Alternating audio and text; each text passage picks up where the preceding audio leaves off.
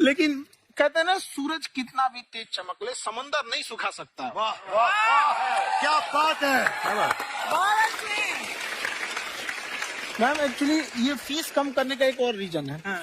UPSC UPSC उसकी 2.5 लाख की fees को हम 7,500 में कर दिए, और सेम बहुत बढ़िया, वेरी गुड।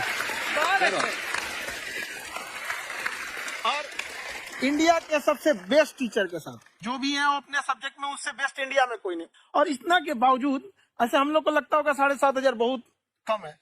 एक लड़की ने कहा कि सर शाम वाले बैच को ना मॉर्निंग में कर दीजिए। हम कहे बाबू तो इतना सबके इंडिविजुअल से तो बैच ट्रांसफर नहीं, तो क्या प्रॉब्लम है? उसने कहा ना शाम में हमको दूसरे के यहाँ बर्तन मांजने जाना होता है।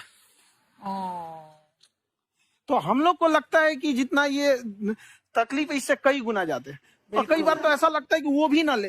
एक लड़का बेचारा नदी से बालू निकालता था और वो बालू को भरता था, फिर नाव बालू को किनारे लेके बेचती थी, और वो बालू भरता था, उससे मेरी फीस ले आया। हमारा हाथ कांप गया, हम कैसे फीस ले लेंगे यहाँ पर? बहुत बढ़िया। उसी दिन हमने ये प्रण लिया था कि भारत का कोई भी बच्चा उसके सफलता में पैसा उसकी बाधा नहीं बनेगी, चाहे उसको जितना भी पढ़ना रहे। आपको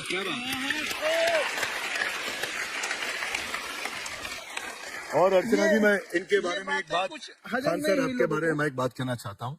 इनका जो स्टार्टअप है ये बूटस्ट्रैप्ड है। अच्छा, मैं साधारण भाषा में बता देता हूँ, ये सेल्फ फंडेड है। इन्होंने अभी तक किसी और से पैसा नहीं लिया है।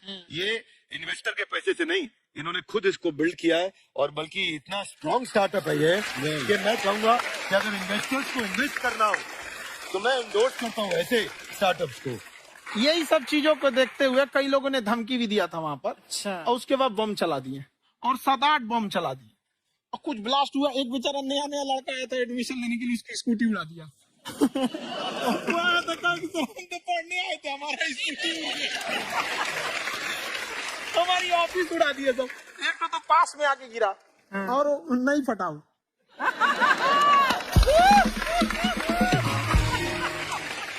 बाद में बहुत सारे लोग धमकियां दिए। बात है।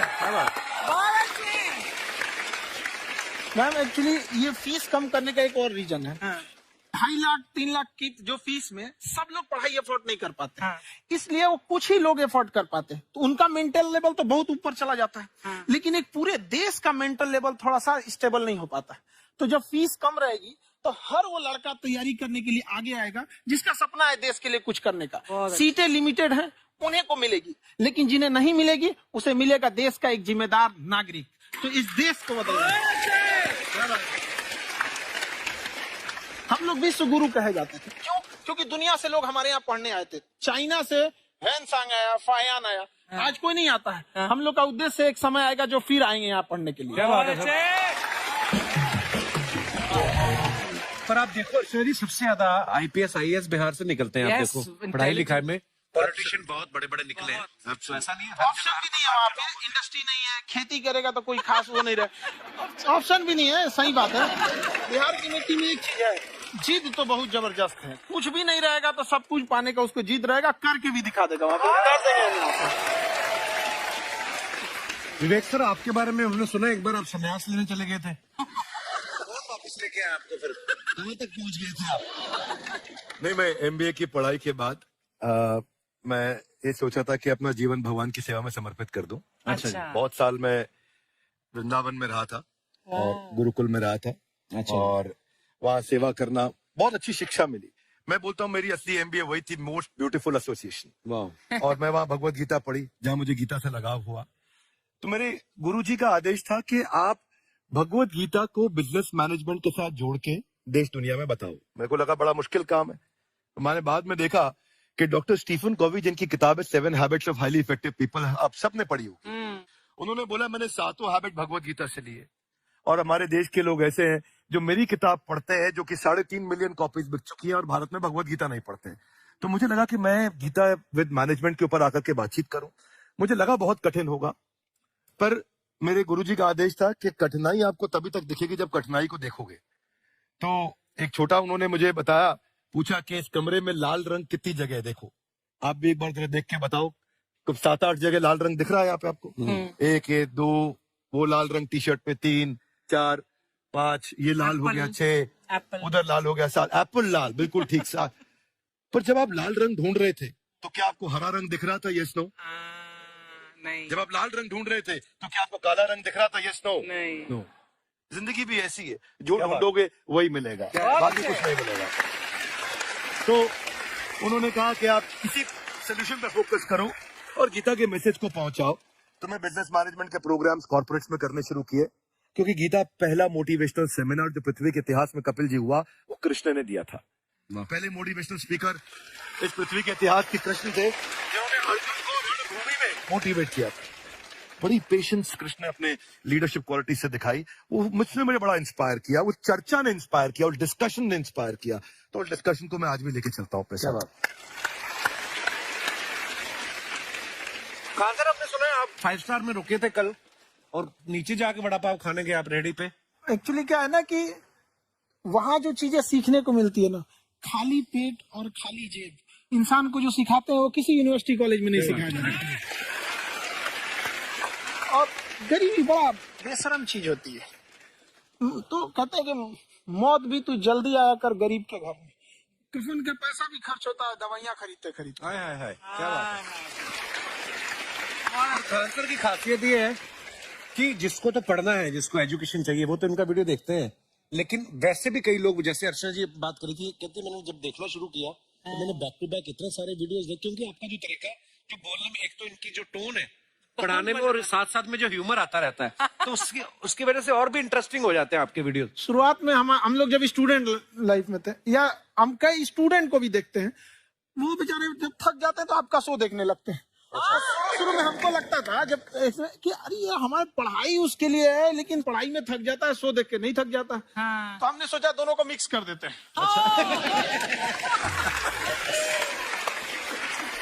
तो हमने उसको, और आज आपको पता नहीं, हमने भी यही किया है। मिक्स कर दे। हमारे एजुकेशन सिस्टम में 2 कमी है, एक एजुकेशन की, दूसरा सिस्टम की।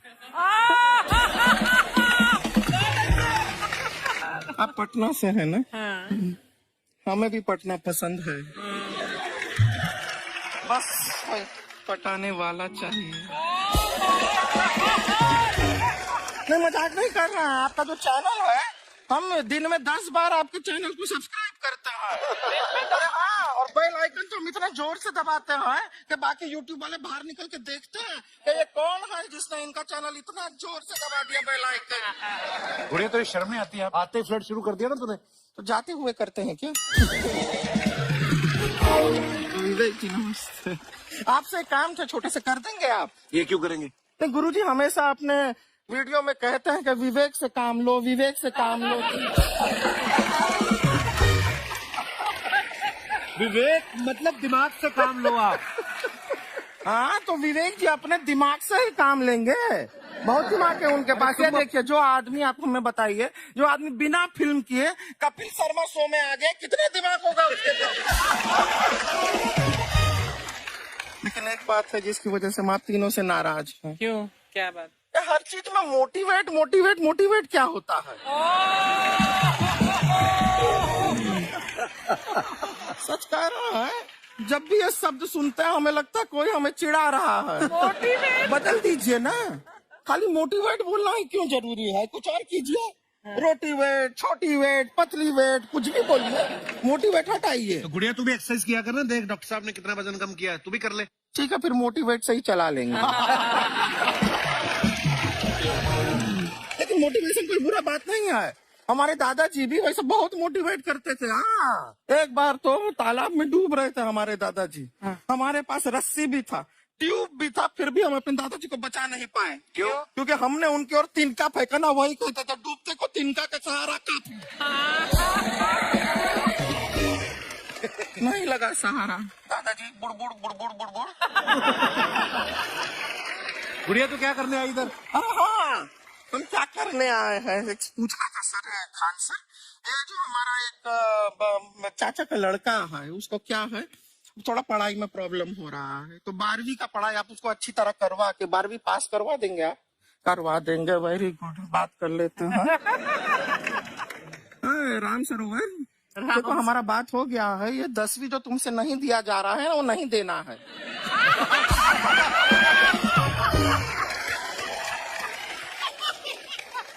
टेंशन नहीं है, 10वीं का खान सर से बात हुआ, ये सीधा 12वीं पढ़ा के पास कर देगा। पहले 10वीं पास करनी पड़ेगी, फिर 12वीं होगी ना। ऐसा कोई जरूरी नहीं है ये सीक्वेंस। हमारे मौसा जी थे, उनसे ना 10वीं हुई ना 12वीं हुई, अभी 3 दिन पहले सीधा उनकी 13वीं हुई। एक्चुअली क्या है, पढ़ाई लिखाई का हमको बहुत ज्यादा नॉलेज है नहीं, गांव में पढ़े हैं ना सर। स्कूल कहाँ होते थे अर्चना जी, गांव में स्कूल नहीं था, पेड़ के नीचे पढ़ते थे हम। यहाँ तक कि हमारे पास ब्लैक बोर्ड भी नहीं था, हमारे मोहल्ले की जो भैंसिया थी उसको खड़ा करके टीचर उसके ऊपर लिख के पढ़ाती थी। मजाक नहीं कर रहे हैं। और आप तो समझ रहे हैं, अभी ब्लैक बोर्ड की एक अटैच डस्टर था बैक बोर्ड का, समझ रहे हैं, ऐसा जैसे आता था, लिखा हुआ मिटाता था और चला जाता था। ये तो कुछ भी नहीं है। एक बार क्या हुआ, हमारा स्कूल शुरू हुआ, शुरू होते ही 2 महीने के लिए छुट्टियां हो गई। क्यों? ब्लैक बोर्ड ने बछड़ा दिया था ना। तो वैसे आप लोग ना इतने ज्ञानी हैं, सब कुछ जानते हैं। आपसे एक टेक्निकल सवाल पूछे। एक बार ना 4 दोस्त थे, 4 दोस्त, साम दाम दंड भेद। वो डिसाइड करते हैं कि चलो एक गेम खेलते हैं, तो टीम्स बनाते हैं। तो साम दाम ने एक टीम बनाया। इस पे भेद को बहुत गुस्सा आया, पता है क्यों? क्यों? क्योंकि भेद को दंड मिलाना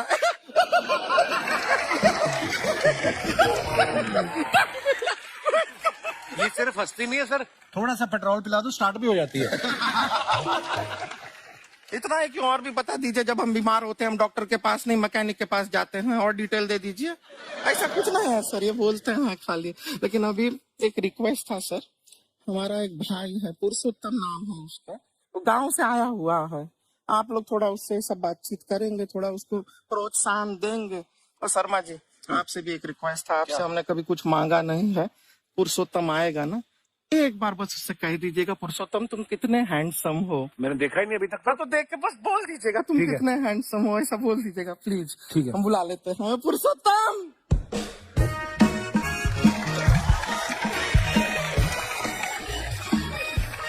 ये पुरुषोत्तम है। वाह, तेरा भाई बड़ा हैंडसम है। हाँ, तो हमारे खानदान में सब हैंडसम है, ज्यादा चापलूसी करने का जरूरत नहीं है। देखा हमारा यहाँ पे कितना चलता है। एक नंबर दीदी, एक नंबर। सब लोग हैं, हाँ, नमस्ते कर दो। ये बड़ा अच्छा लड़का है, गांव में ना भैंस चराता है, इसको थोड़ा मोटिवेट कीजिए ना। नहीं तो मतलब भैंस चराते हैं तो मोटिवेट करके क्या होगा, शेर चराएगा बाद में। अरे शेर चराएगा तो शेर इसको चर नहीं जाएगा। नहीं नहीं, ऐसे हम खाली कह रहे हैं, तुम्हारा चेहरा थोड़ा बकरी जैसा है ना, तो वैसे ये सब बड़े बड़े लोग हैं, इनको बताओ कहा क्या बनना चाहते हो जीवन में आगे? HR। HR। अरे वाह, देखे कोई बड़ा कंपनी में ह्यूमन रिसोर्स का काम करेगा ये। अरे HR मतलब दीदी ऋतिक रोशन, टिनी दिन दिन दिन दिन दिन। मतलब जूता पहनने का काम किया करो, जूता खाने का नहीं। काम किया है, कुछ बड़ा किया है लाइफ में। किया है ना दीदी, एक बकरी के बच्चे को बड़ा किया है। चिराग बना दिया बकरी के बच्चे को। अरे कुछ अलग किया है। हाँ दीदी, अलग किया है। वही बकरी का बच्चा भैंस का दूध पीने जाए तो हमने उसको अलग किया है। इससे नहीं होगा, अब रहने दो, इधर आओ। ये देखो इतना बड़ा बड़ा लोग बैठा है, इनके सामने ऐसे बातें करोगे, इनसे मिलो इनसे मिलो। विवेक जी तो कितना मार्केट के बारे में भी जानते हैं, मार्केट का कोई सवाल पूछो इनसे। सर परसों जो है मार्केट में हमारी साइकिल गायब हो गई, आपने देखा है क्या? हमारी साइकिल गायब हुई ना। हाँ। इसलिए दिमाग से पैदल हो तुम, पैदल समझते हो। हाँ। चल लोगे 20 कदम चलोगे? हाँ। घूमो जरा, अभी 20 कदम चल के दिखाओ। निकलो।